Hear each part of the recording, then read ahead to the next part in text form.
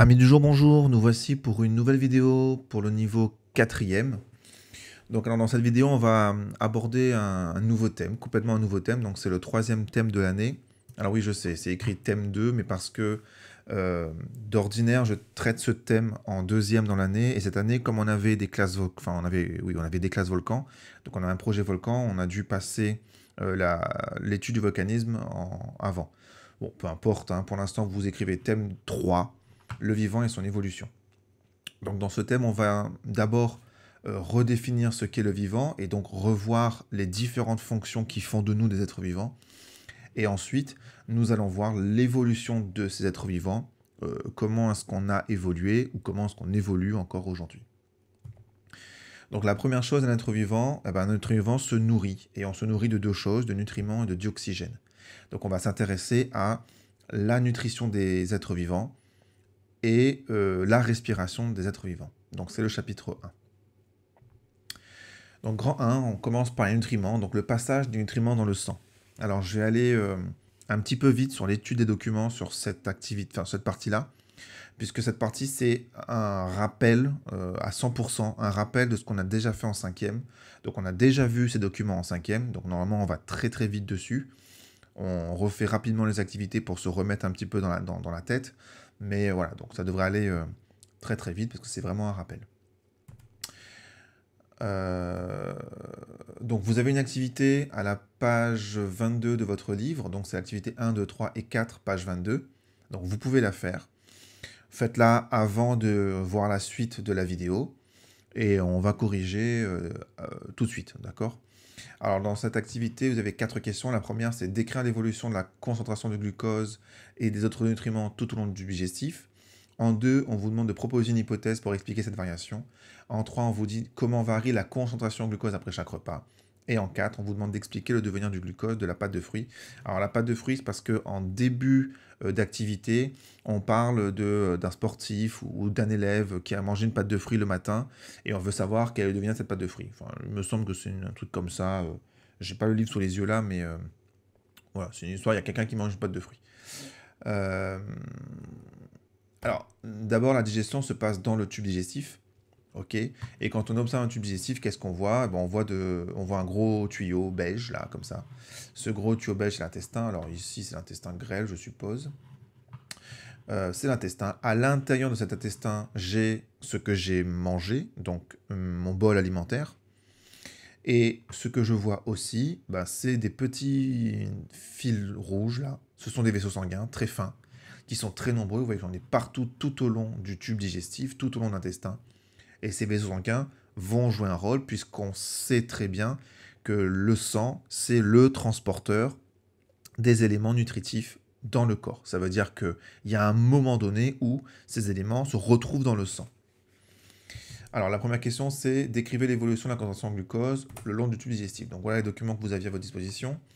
On a ici un document qui est pas très compliqué, mais il faut quand même faire attention. Sur ce document, on voit bouche, estomac, intestin grêle, et on voit ici des quantités. Des quantités ici, pardon. On voit des quantités ici en pourcentage, et là, on voit une distance par rapport à la bouche. On voit que quand on est à 0 cm de la bouche, on est dans la bouche, évidemment. À 50 cm, on est dans l'estomac. À 100 cm, on est dans l'intestin, etc., etc. Et à 5 mètres, on est à la fin de l'intestin grêle. Et on voit que cette quantité de nutriments, elle n'est pas stable. On a au début, alors si je m'intéresse au glucose, c'est le bleu.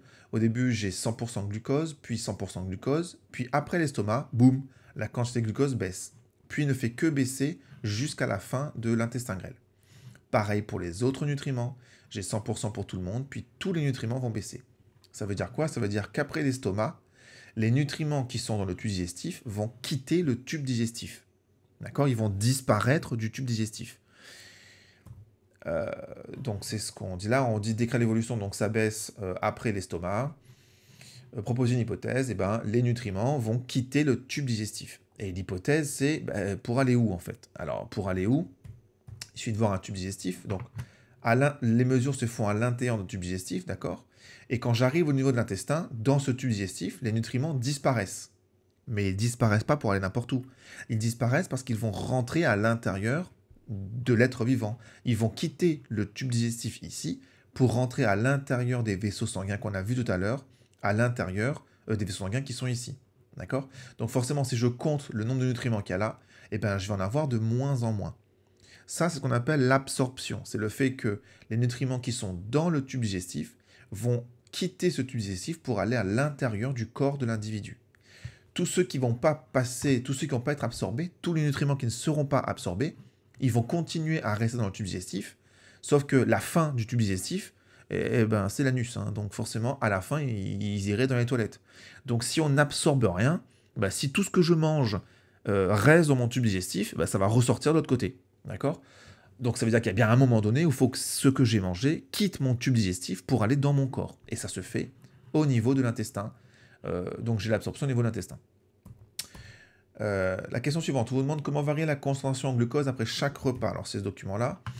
On a un repas qui est là, la concentration en glucose augmente. J'ai un repas, ça augmente. J'ai un repas, ça augmente. Donc après chaque repas, la concentration en glucose augmente. Donc l'hypothèse, si le glucose dans le sang augmente, ben, ça veut dire que lorsque mon glucose a quitté mon tube digestif, c'est bien à ce moment-là qu'il va entrer dans le sang. Donc si ça disparaît ici, c'est pour apparaître au niveau du système sanguin de la personne.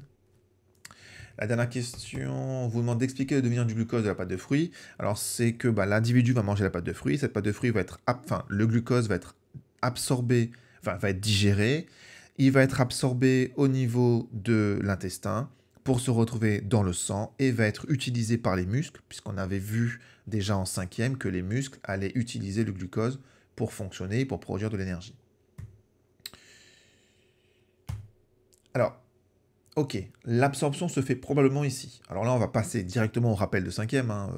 Quelle preuve, quel indice j'ai que l'absorption se fait ici? J'en ai plein. Le premier indice, c'est le sang. Un organe qui contient beaucoup de sang, c'est souvent un organe où j'ai beaucoup d'échanges, où je vais avoir des passages, des éléments qui vont rentrer ou quitter l'élément. Donc le sang, c'est déjà plutôt bon signe. Ensuite, je vois ici, là, que j'ai de nombreux replis. Alors ces replis, on voit un agrandissement ici, ou là d'ailleurs, là on voit des replis. Ici, vous voyez que j'ai des replis qui sont là, comme ça.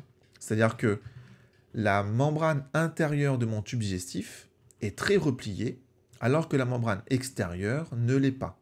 On avait vu en 5e que si j'arrivais à étirer cette membrane-là et la rendre lisse, eh ben cette membrane serait beaucoup plus grande que ce qu'elle ne l'est ici.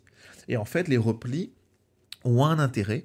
Les replis permettent d'augmenter la surface d'échange sans augmenter l'espace occupé. C'est-à-dire que dans un tout petit cercle, je vais pouvoir avoir une très grande surface d'échange pour pouvoir faciliter les échanges. Et le dernier élément qui est une preuve que c'est bien un organe d'échange, c'est l'épaisseur. Vous voyez ici, là, j'ai l'épaisseur de ma membrane intérieure. Donc là, j'ai l'intérieur du tube digestif. Ici, j'ai la membrane du tube digestif et là, j'ai le sang. Vous voyez que cette membrane est extrêmement fine. En fait, l'épaisseur, c'est une cellule, d'accord? Et du coup, comme c'est très très fin, les échanges sont vraiment facilités. Donc je récapitule, hein. On a déjà vu tout ça, mais je récapitule, c'est des choses qu'il faut absolument retenir, c'est essentiel.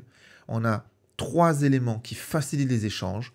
C'est la présence de sang au niveau de l'organe, donc un organe qui est richement vascularisé, la présence de nombreux replis ou de subdivisions, en tout cas une grande surface d'échange, c'est un indice qu'il y a beaucoup d'échanges.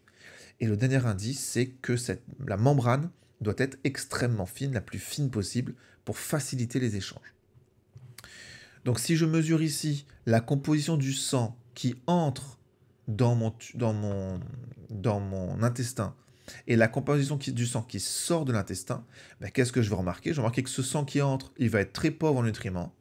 Arrivé ici, les nutriments qui sont dans l'intestin vont rentrer dans le sang et ces nutriments vont se retrouver dans le sang qui va sortir de mon intestin. Et évidemment, ces nutriments vont aller ensuite dans tout le corps pour nourrir les différents organes.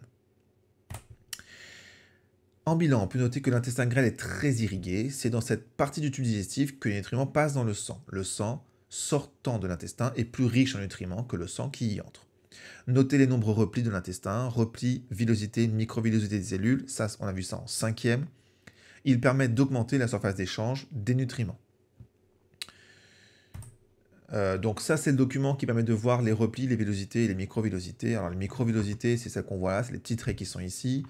Les villosités, c'est ce qu'on a ici, et les replis, bah, c'est des replis, enfin c'est un pli sur lequel je vais avoir la villosité. Donc ça, c'est la face intérieure de mon tube digestif, de mon intestin par exemple. Donc là, ici, si je suis là, je suis dans l'intestin, d'accord? Et lorsque je traverse ça, je me retrouve ici dans le sang de l'individu. Vous voyez ici une couche de cellules, et voilà. Donc vous devez imprimer ce document, puisque ce document est important, il est à retenir, et il est à savoir légender. Donc vous le photocopiez et vous le collez. Bilan, l'absorption intestinale et le passage des nutriments dans le sang, elle a lieu au niveau des villosités de l'intestin grêle, donc le petit intestin. Le passage est facilité car la surface d'absorption de l'intestin est très grande, donc une grande surface. L'intestin a une paroi très fine que les nutriments traversent facilement, et le sang transporte ensuite les nutriments jusqu'aux organes qu'il utilise pour fonctionner, et donc richement vascularisé. On va s'intéresser au dioxygène la fois prochaine. Là encore, ça sera des révisions de la 5e. Donc on va aller un petit peu vite, mais vous pourrez me reposer des questions lorsqu'on sera à nouveau en tête-à-tête. Voilà, bah écoutez, bon travail à vous, et si vous avez des questions d'ailleurs, n'hésitez pas à me les demander sur la messagerie Pronote ou par mail, donc là, il n'y a pas de problème. Voilà, bon courage et à la prochaine vidéo.